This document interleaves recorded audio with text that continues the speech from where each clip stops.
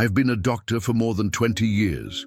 During this time, I have walked through hallways that resemble labyrinths, heard cries that still echo in my memory, and seen eyes filled with hope even in the face of the impossible.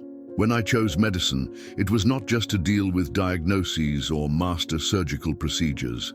I chose this profession because I have always believed that caring for someone is much more than offering medication.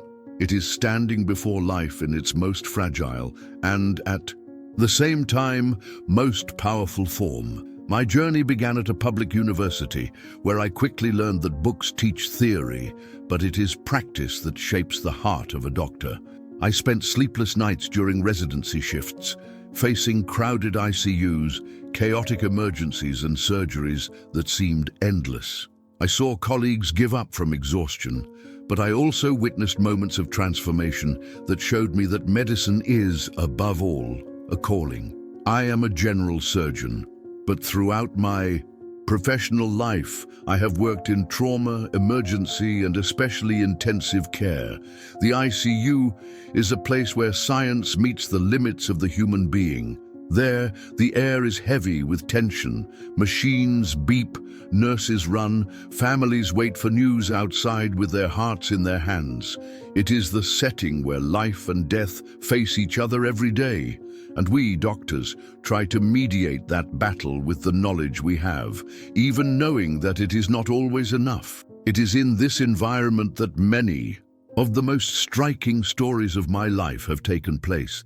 Stories that never fade because they touch what is deepest within us: faith, love, and hope. Over the years, I have learned that not all outcomes are happy, but each encounter with a patient carries lessons that remain forever. And it is precisely one of these stories that I want to share with you today. It is not just any story, one that goes unnoticed in hospital hallways. It is a story that made me rethink the fine line between science and the inexplicable, between what manuals teach and what life insists on revealing.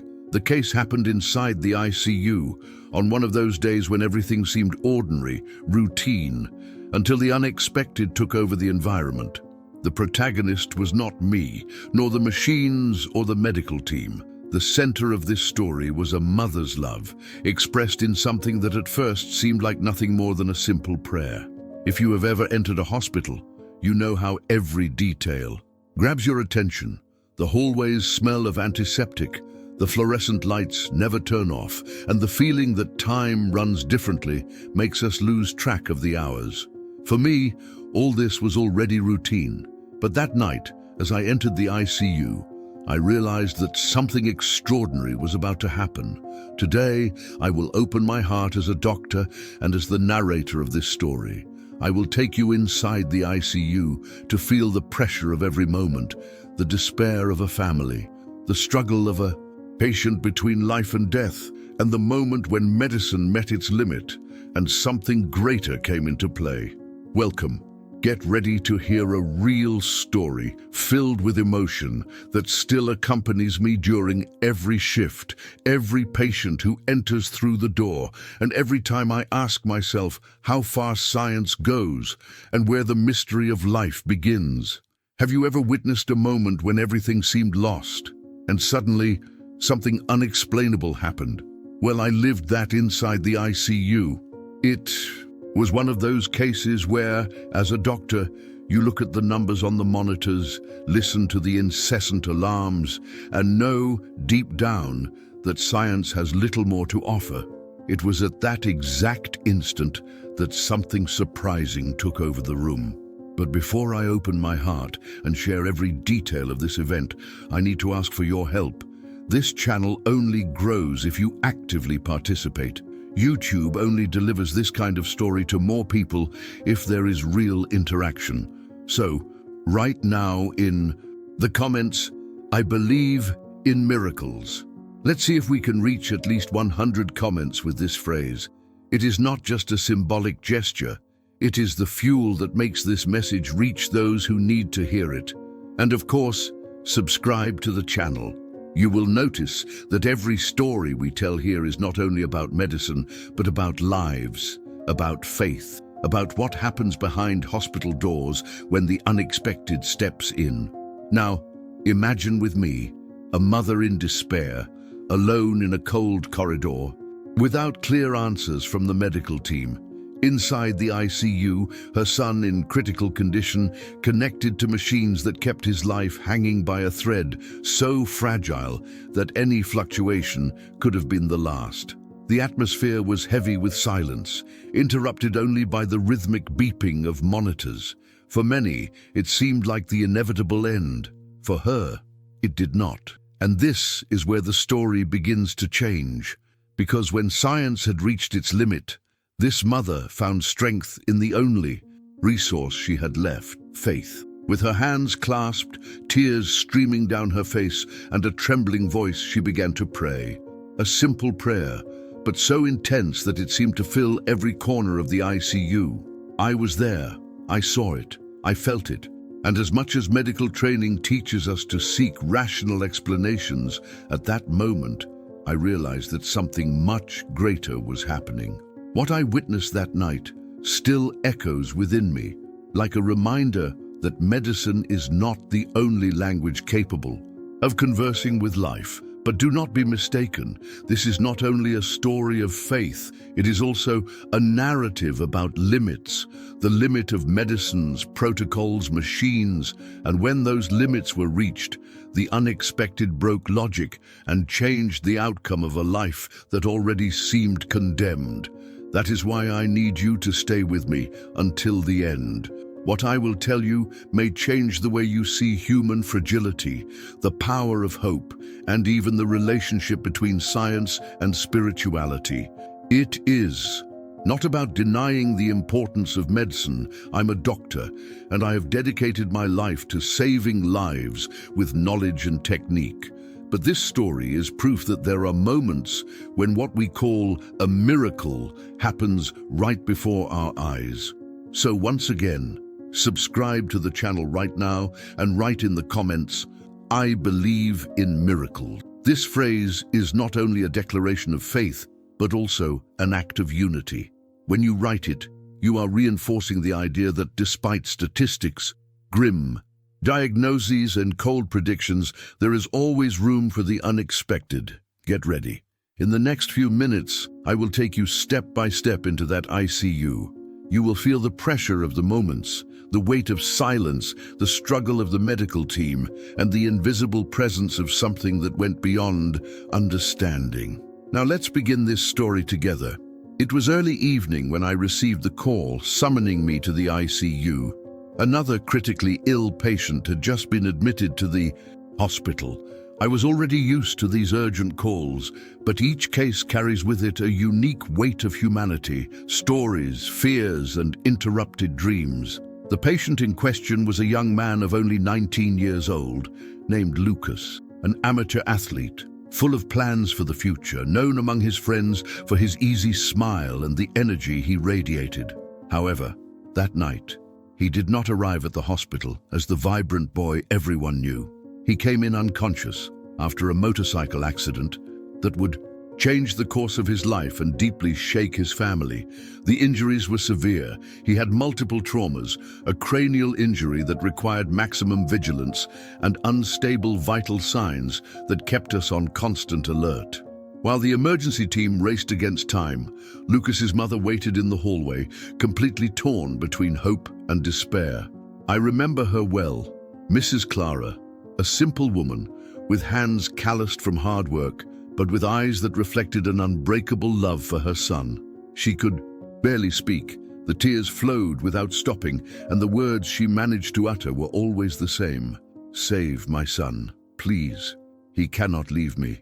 It was a plea that went beyond the professional barrier and touched directly into the heart. As a doctor, I had heard similar phrases many times, but there was something in her voice that sounded different, as if each syllable carried centuries of pain and faith. While we worked to stabilize Lucas, the machines played their mechanical symphony.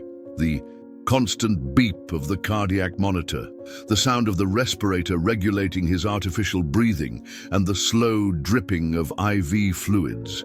The ICU seemed quieter than ever, as if all eyes were fixed on that young man fighting against death. Amidst it all, Mrs. Clara remained firm in the hallway. I could see her trembling body, her hands clasped in prayer, and her lips moving without rest. It was not a rehearsed prayer, one of those recited word for word. It was something spontaneous, visceral, as if each phrase were torn from the depths of her soul. The medical team followed protocol, but everyone knew the situation was critical. The cranial trauma was progressing rapidly, and each fluctuation on the monitor reminded us that time was not on our side. The prognosis was grim, and the possibility of loss was real and imminent. Even so, there was a different energy in the air. I cannot explain it in scientific terms, but the presence of that mother seemed to change the environment. She did not scream, she did not make a scene, but her posture conveyed something that went beyond despair, a silent certainty that her son would not give up easily. I remember glancing at Mrs. Clara while checking the exams. In her eyes, there was a glow that did not match the gravity of the situation. It was as if she saw an invisible way out, a hidden strength that we had not yet perceived. In medicine, we deal daily with statistics and probabilities. We learn to calculate risks, to predict outcomes, to prepare families for the worst. But that night, something told me we were facing a story that would not follow the cold numbers of the manuals. Lucas, the young man full of life, lay there dependent on machines and quick decisions. Mrs. Clara, with her unshakable faith, stood guard in the hallway, sustaining her son with something no machine could offer. And I, as a doctor, was about to witness a rare encounter between science and mystery, between the fragility of the body and the strength of the spirit. This was the scene, a boy between life and death, a mother who would not give up, and a medical team trying to keep the flame of life burning. Everything was set for what would become one of the most intense moments of my career. The night advanced, and each minute seemed to carry the weight of an eternity. Lucas's condition worsened at an alarming rate. His blood pressure fluctuated dangerously. His oxygen levels dropped even under maximum support, and the cardiac monitor triggered alarms that echoed like hammer blows in the heads of the entire team. It was as if the whole ICU breathed with him, each machine representing a tenuous thread that kept him between life and death. The cranial trauma progressed rapidly. The swelling in his brain, identified in imaging exams, increased hour by hour, compressing vital structures. We had already done what was within our reach clinically: control medications, adjusted ventilation, emergency protocols. But there was a clear line in front of us, and it was approaching. In this type of situation, professional coldness needs to mix with humanity. As a doctor, I knew the odds were against Lucas. The statistics did not lie. Patients in those conditions rarely survived without severe sequelae, if they survived at all. But as a human being, I could not ignore the look of his mother, who remained motionless in the hallway, murmuring words that transcended any statistic. The tension reached its peak around 3 in the morning. The cardiac monitor registered a sudden drop in heartbeats. Oxygen saturation plummeted. The team mobilized in seconds. Chest compressions, adrenaline injected, resuscitation maneuvers. The environment, which until then had been heavy with silence, turned into a battlefield against death. Nurses shouted dosages, technicians adjusted parameters, and I tried to stay focused, even knowing the scenario was bleak. It was then that I noticed Mrs. Clara. Despite the chaos, she did not back down. From just a few meters outside the ICU door, her eyes did not blink, her hands clasped, her lips moving in relentless prayer, as if she could somehow hold her son with nothing but the strength of her faith. There were tears, yes, but not despair. What I saw was a rare determination, the conviction that Lucas's life had not yet come to an end. With each shock applied, with each attempt to bring his heart back to rhythm, I felt the weight of fighting against the inevitable. Sweat poured down. My face Physical exhaustion began to take its toll, and still I insisted, because there was something different in that fight, something beyond science, as if an invisible presence hovered over us, sustaining hope even in the face of the impossible. Minutes passed, though they felt like hours. The monitor swung between silence and piercing alarms. The team began to show signs of fatigue. Some exchanged glances that carried the harsh reality few dared to voice aloud. Maybe it was time to stop. Maybe we had reached the limits of medicine, but something inside me said no, that it was not yet the end. That whispered prayer outside had a strength I could not measure. I refused to give up. "One more time," I told the team, my voice firm despite the exhaustion. The defibrillator was prepared once more. Silence fell for a second until the shock ran through Lucas's body. Everyone held their breath. The cardiac monitor blinked in a continuous line, like death's final strike, until suddenly, a fragile, hesitant beep broke the silence. The heartbeat returned, slow but present. Oxygen levels rose a few points. The entire room exhaled. It was not yet victory. We were still in critical territory, but at that moment, the spark of life refused to be extinguished. While we adjusted the settings and resumed support maneuvers, I could not avoid a thought. What if it was not just science? What if that mother out there had truly touched something greater than all of us could comprehend? That night, the ICU stopped being just a place of machines, protocols, and statistics. It became a stage where medicine and faith fought a joint battle, and I was at its center, torn between the numbers I knew and the mystery I felt. 3:32 in the morning. The ICU had returned to its tense silence, the kind that is not an absence of sound, but a compressed wait between intermittent alarms and ventilators marking time like metronomes. Lucas had regained spontaneous circulation, but he remained unstable, on fragile ground. The brain's swelling continued to show high values on the intracranial pressure monitor, stubbornly holding at numbers that kept us on the edge of action. I stepped out for a moment to speak with Mrs. Clara. I explained what we had managed to do and, with all the honesty the moment required, told her that we were still facing a critical condition. She listened in silence, her gaze steady, and then asked, "Doctor, please let me go in just for a minute." "I won't get in the way. I just need to talk to him." The rules are strict, but sometimes technique must give way to humanity. I authorized it. We placed a cap, mask, gown, alcohol on her hands. She entered slowly, as one who steps into a sanctuary. She stopped at the bedside, looked at her son's face wrapped in tubes and dressings, and gently rested her fingers on the edge of the sheet without touching the lines. Her voice came out low but firm, as if piercing through layers of glass. "Son, your mother is here. If you can hear me, don't let go of God's hand. I give you to him, but I ask him to give you back to me." While she spoke, I asked the physiotherapist to recheck parameters, confirmed with the nurse the position of the headrest, checked the capnogram. Nothing had changed. No new medication, no adjustment. The numbers remained stubborn.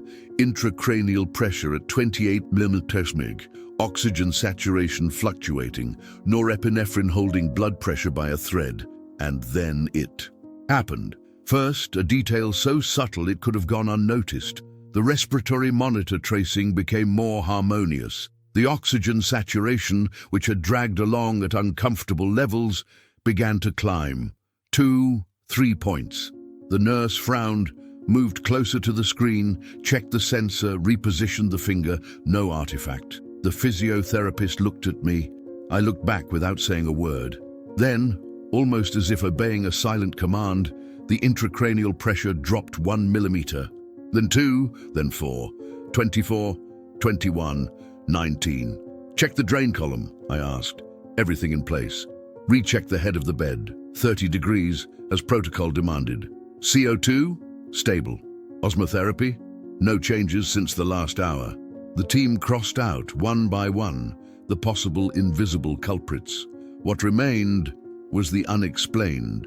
Mrs. Clara continued, and her prayer no longer sounded like a plea, but like an intimate conversation, an invisible bridge between the bed and something that does not fit in neurology manuals.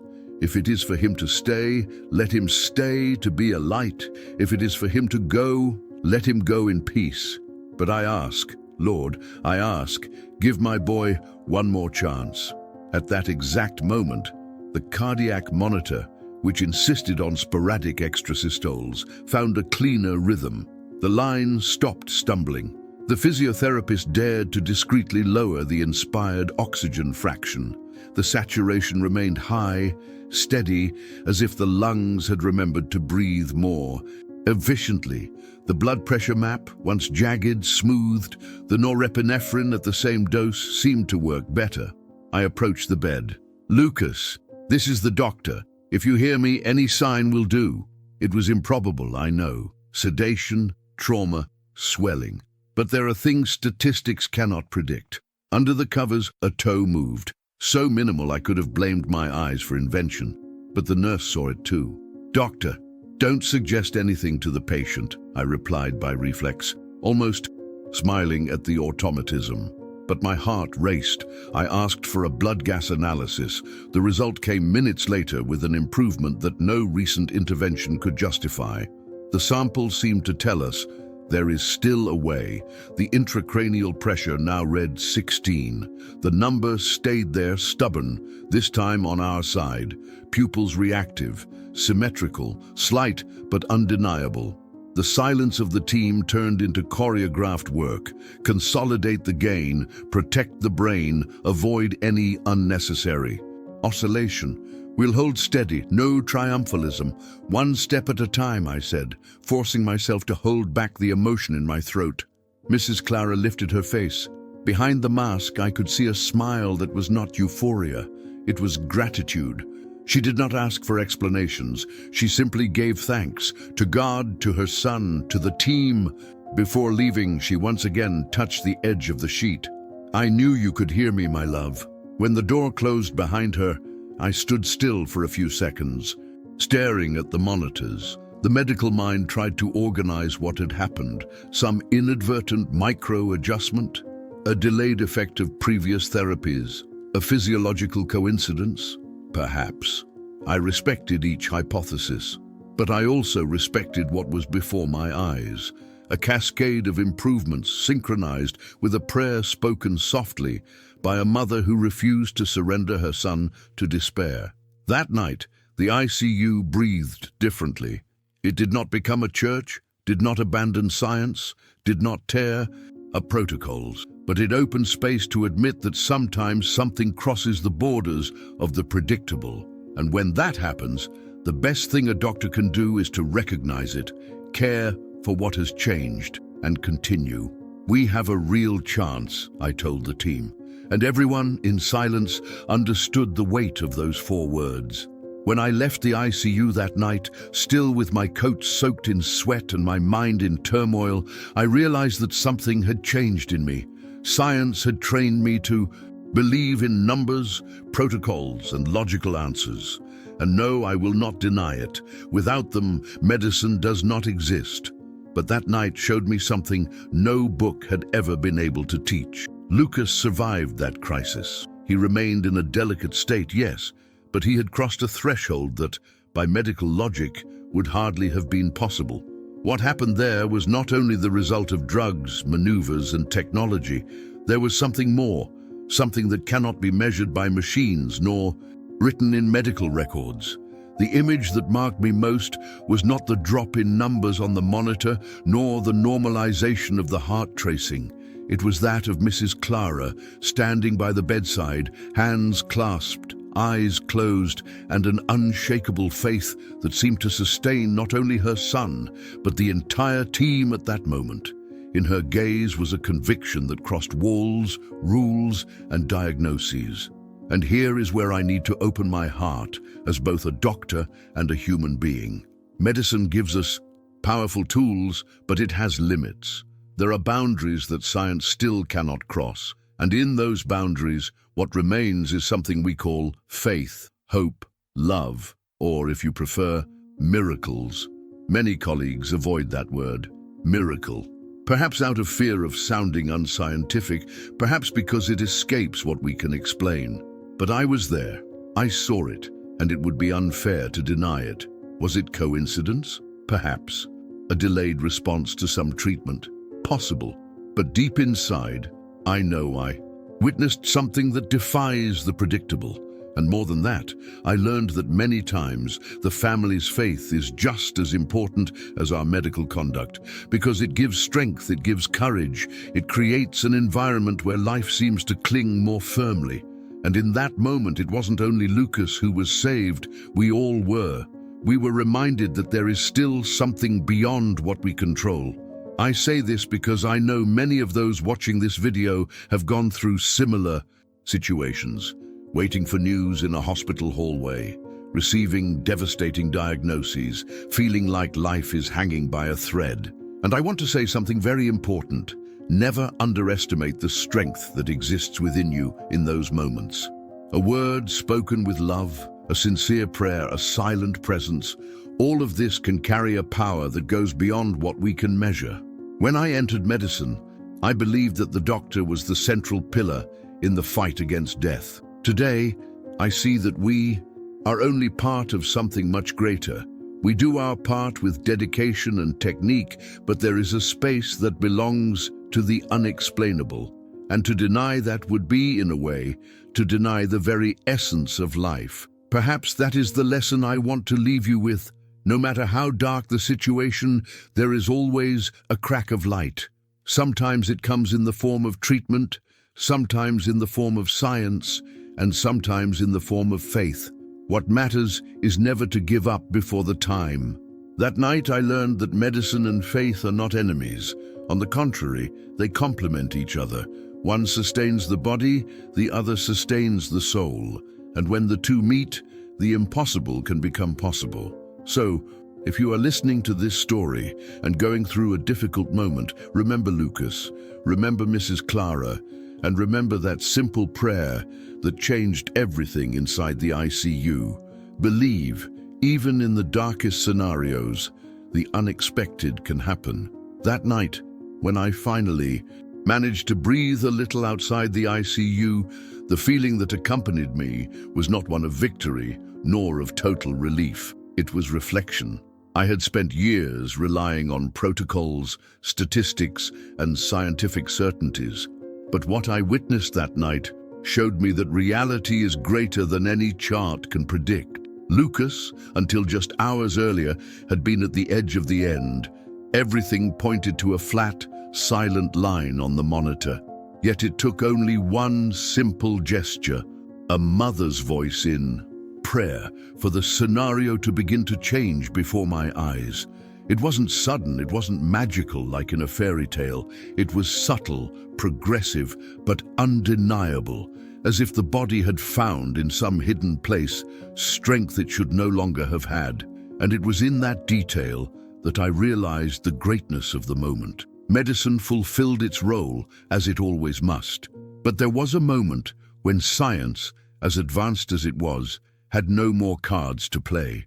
And into that empty space came something that cannot be taught in universities or replicated in laboratories. Faith entered. The image of Mrs. Clara at the bedside is something that still accompanies me to this day. There was no panic in her posture, only a serene firmness, as if she were absolutely convinced that her son could hear her and would respond in some way. Her love was so dense, so palpable, that it seemed to fill every inch of the ICU. It wasn't just prayer. It was an act of surrender, a total trust that if science had done everything, now was the time for something greater to act. And it is impossible not to ask ourselves, how many times are we doctors faced with forces that we simply cannot translate into clinical language? How many times do we see patients resist against all odds, and we call it chance? Perhaps it is a way of protecting ourselves, of keeping rational reasoning intact. But deep down, we know there are events that escape human control. That day, I understood that medicine and faith are not on opposite sides. On the contrary, they walk parallel, sustaining the same objective, preserving life. One cares for the body with technical knowledge, the other sustains the soul with hope. And when these two forces meet, the improbable becomes possible. Lucas still had a long way ahead of him, but at that moment, something had already been decided. He would not be just another number in a cold statistic. There was a story unfolding, and that story had, as its protagonist, the invisible bond between mother and son, which not even the severity of a cranial trauma could interrupt. I learned, by observing all of that life insists on surprising us. As much as we seek explanations, there will always be moments when the unexplainable breaks through our certainties. And perhaps that is precisely what keeps us human, the awareness that we do not have all the answers. The days that followed were a true test of endurance, both for Lucas and for all of us who accompanied his progress. After that night when something unexplainable happened, there was no way to return to the cold, statistical outlook. Every new exam, every clinical sign was interpreted not only through the lens of science, but also through the memory of what we had witnessed. Lucas remained sedated for some time. The goal was to protect his brain, reduce intracranial pressure, and give his body the chance to reorganize. Still, every morning when I entered the ICU, there was a different kind of expectation in the air. The team, which had once treated the case as just another grim prognosis, now carried a brightness in their eyes, as if everyone was willing to believe that this young man really could defy the statistics. And it wasn't just the team. Mrs. Clara was always there. She arrived early, positioned herself in the same spot in the hallway, and stayed for hours, with a serene expression, sometimes holding a rosary between her fingers, other times simply in silence, staring at the closed door. No matter how long it took, she never showed impatience. Within her was a firm confidence, as if she already knew with certainty that her son would return to her. On the fourth day, when we began to slowly reduce the sedation, the first signs appeared. Small, discreet, but enough to warm any heart that dared to believe. A slight flutter of the eyelids, an involuntary contraction in the arm. The team recorded each detail with caution, but I knew that inside, all of us were deeply moved. And Mrs. Clara, when I told her, her eyes filled with tears, but she was not surprised. "I knew it, doctor," she replied with a calmness that seemed almost supernatural. "He is listening. He is coming back." There was no arrogance, no uncontrolled euphoria, only the quiet certainty of a mother who trusted the invisible bond between her and her son. The following week, Lucas opened his eyes for the first time. At first, his gaze was vague, lost in the harsh lights of the ICU. But when he heard his mother's voice, his eyes fixed on her. There were no words, no conscious gestures, but his look, that look contained everything. It was as if he were saying, "I'm back, Mom. I heard you." For me, that was the second miracle. Because in the field of neurology, we know that every brain trauma carries with it unknown territory. Awakening can be confusing, slow, sometimes painful. But there, before us, was a silent and profound communication, impossible to ignore. The days that followed were filled with progress and challenges. Lucas still needed support, still faced risks. But every small achievement, breathing for a few minutes without the ventilator, moving his hand intentionally, responding to simple commands, was celebrated as a victory. The ICU, so often marked by losses and frustrations, was filled with hope at each step taken by that young man. And in all those victories, the figure of the mother remained. Clara never left, never grew tired. With each improvement, she gave thanks in silence. And with each difficulty, she intensified her prayers. And the most impressive thing is that her faith was not only a personal force, it inspired everyone around her. Nurses, doctors, physiotherapists, we all felt part of something greater. It was as if the very environment had been transformed. I, who had so many times had to deliver bad news, found in each visit to Lucas an opportunity to remind myself of the reason I had chosen this profession. Medicine, yes, was there. The drugs, the protocols, the technique. But there was also the invisible hand of something none of us could control, and that hand seemed to guide the process of recovery. Lucas did not come back overnight. It was not fast, it was not easy, but the fact is, he came back. Each week, more present, more conscious, more alive, and along with him, a certainty grew inside all of us, that Mother's prayer had, in some way, changed the course of the story. The weeks were marked by slow but steady progress. Lucas, who had arrived unconscious, tied to machines, and with a grim prognosis, now began to show clear signs of recovery. The day we finally managed to remove the mechanical ventilator was filled with emotion that spread through the entire team. The constant sound of the respirator was replaced by the fragile but his own breathing from that young man who had defied death. The first time he managed to speak words was unforgettable. Weak, with a hoarse voice, he murmured, "Mom." Mrs. Clara broke down in tears, not tears of despair, but of victory. That simple sound, so ordinary for any of us, was living proof that the bond between them had crossed barriers that even medicine cannot explain. At that moment, many professionals, accustomed to keeping a cold posture, were also moved. Because deep down, we knew we were witnessing an outcome that defied all initial predictions. Little by little, Lucas regained his autonomy. First, small movements. Then, sitting with help. Later, taking his first steps, still trembling, supported by physiotherapists and by the invisible strength that seemed to push him back into life. Each step was celebrated as the greatest victory in the world, and in truth, it was. It was not just about recovering physical functions. It was a journey of reconstruction. Each gesture, each recovered word, carried the weight of the struggle fought that night when everything seemed lost. Lucas became a symbol not only for his mother, but also for all the patients and families who accompanied the ICU routine.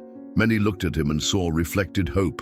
I myself was transformed. Medicine demands objectivity, but the experience with Lucas taught me that objectivity is not the same as blindness to what cannot be explained. I learned to respect the space of faith within the hospital, not as a substitute for science, but as a silent ally, giving strength to those who suffer and courage to those who care. The day of discharge from the ICU came amid applause. Nurses, doctors, technicians, all gathered to see Lucas being taken to the ward. He, still weakened, raised his hand and with a timid smile waved to everyone. It was like witnessing a rebirth. Mrs. Clara walked beside him, her eyes filled with tears, but steady as always. She did not need to say a word. Her silence spoke louder than any speech. Sometime later, at a follow-up appointment, I met Lucas, already out of the hospital. Thin, still in recovery, but alive. Sitting beside me, he told me something I never forgot. "Doctor, I don't remember anything from the ICU, but I remember hearing my mother's voice calling for me. I can't explain it, but it was as if that voice pulled me back. It was in that moment that I understood, definitively, the power that exists in love and faith. Not as abstract concepts, but as real forces, capable of crossing boundaries that science has not yet reached." Lucas's story was not just the recovery of a patient. It was a lesson that echoed in all of us. It showed that medicine, with all its greatness, must recognize when something greater steps in. It showed that life cannot be explained only through exams and reports, but also through the mystery that inhabits every human being. And above all, it showed that a prayer, when born from the depths of the soul, can change destinies. Inside that ICU, a mother and a son wrote together a chapter I will never forget. Today, as I recall every detail of the story of Lucas and Mrs. Clara, I feel as if that night was still alive within me. I have cared for thousands of patients, walked countless hospital corridors, but some stories mark us so deeply that they become part of the doctor who lived them. This is one of them. Inside the ICU, I witnessed something that broke barriers. On one side, there was science with all its power, exams, protocols, medications, machines that kept vital functions going. On the other side, there was the unconditional love of a mother expressed in prayer. And in that instant, there was no division between the two forces. There was union, an invisible yet palpable union that turned what seemed inevitable into a new chance at life. This experience made me rethink my role. I am not only the doctor who prescribes treatments or coordinates teams. I'm also a witness to what cannot be explained. Medicine is my instrument, but life is greater than it. And no matter how much we search for answers in books and research, there will always be moments that defy logic, that force us to admit the presence of mystery. Many might call what happened with Lucas coincidence, clinical chance, delayed response to therapies, and perhaps in technical terms, it can be described that way. But as someone who was there, watching every monitor, feeling the weight of every second, I cannot reduce that night to a simple statistical explanation. For me, it was a miracle. Not in the religious sense everyone knows, but in the purest human sense. The extraordinary that appears when everything seems lost. Mrs. Clara's faith taught me that hope is often the strongest thread holding a patient. While we, doctors, applied science, she applied love. While we adjusted parameters and dosages, she poured every tear into silent words. And it was this combination that sustained Lucas in his crossing. And here is the greatest lesson I carry. Medicine saves, but not alone. It needs faith, hope, the human bond that gives meaning to everything. We need protocols, but also joined hands. We need technology, but also prayers. We need statistics, but also stories. Lucas's case did not end at the hospital. It continues in every patient I treat, in every family member I see desperate in a waiting room. Because when I look at them, I remember that mother. And I remember that even when everything points to the end, there can still be room for the unexpected. In life, all of us will face moments when we feel like Lucas in that ICU, fragile, dependent, at the edge of the limit. And in those moments, we may not have control over the results, but we will always have something to offer. A word, a prayer, a presence. Small gestures that can carry unimaginable strength. Ending this story is not putting a full stop to it. It is, in fact, turning it into a living memory. Lucas returned home, his mother kept her faith, and I continue my path as a doctor, remembering every day that behind each clinical case lies a unique story, and that some of them teach us more than any medical manual. In the end, what happened that night was not just the recovery of a young man, it was a revelation. Proof that life can always surprise us, even in the darkest scenario. Confirmation that science and faith do not compete. They complete each other. And perhaps that is the message that remains. Never underestimate the power of a prayer, because sometimes it is what opens the door for the impossible to happen.